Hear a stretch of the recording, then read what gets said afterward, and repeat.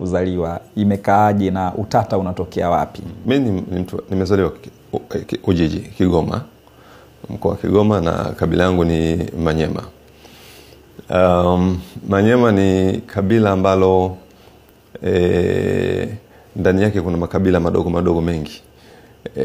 Ni mmoja katika makabila ambayo asili yake ni kabila linalotoka Kongo.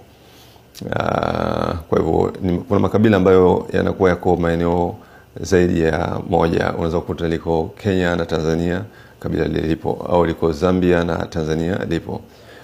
Na Kigoma ni mpakani. Kwa hivyo kabila letu sisi liko sehemu zote mbili, liko Kongo na liko Tanganyika.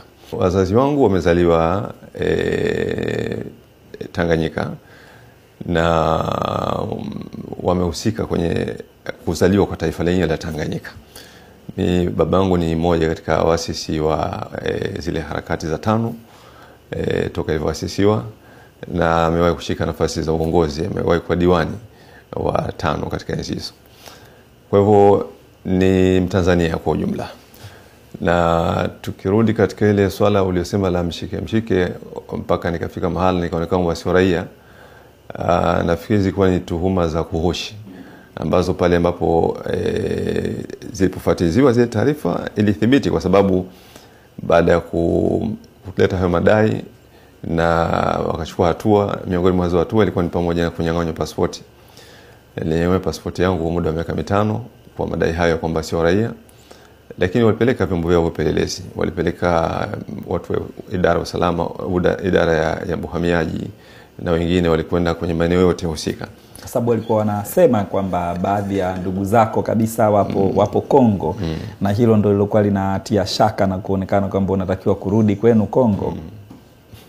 Ni ndugu zako wapi ambao walikuwa Kongo na wakawa wanasababisha hizo hisia kwamba kwenu halisi ni Kongo? Nafikiri kwa sababu vyombo vya usalama vilifanya kazi. Walivuka wakaenda kule.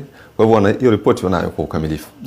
Ni ndugu wa namna gani na imekaaje hiyo swala la udugu, ni jambo linafahamika makela kwa ujumla. Kwa hivyo kwa kifupi ni kwamba ilifika mahala walijiridhisha kwa maana kwamba mimi ni raia wa Tanzania. Na baada ya hapo nilirudishiwa pasipoti baada ya miaka 5. Nilipewa adhabu ya miaka 5 kunyang'anywa. Nikakaa bila kuwa na huduma zile za kusafiri na kadhalika. Lakini hiyo hoja ilipofika mahali ilipokuwa haina mashiko, nilirudishiwa pasipoti yangu. Kwa hivyo mimi ni raia wa Tanzania.